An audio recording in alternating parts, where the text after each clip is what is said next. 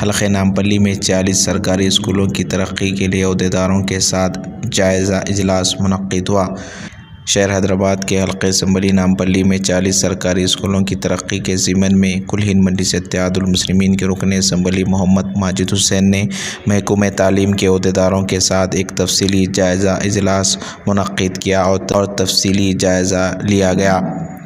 रुकन असम्बली मोहम्मद माजिद हुसैन ने district education officer R Rohini को हिदायत दी कि तालीम में लापरवाही ना बरती जाए और साथ ही सरकारी स्कूलों में इंफ्रास्ट्रक्चर मियारी तालीम पर ख़ास तवज्जो देने की हिदायत दी। इस मौके पर कुल हिंद मजलिस इत्तेहादुल मुस्लिमीन के रुकन assembly Mohammad Majid Hussain, district education officer R Rohini, deputy education officer Venkateshwarlu, मजलिसी कॉरपोरेटर, नुमाइंदा कॉरपोरेटर्स के अलावा दीगर भी मौजूद थे।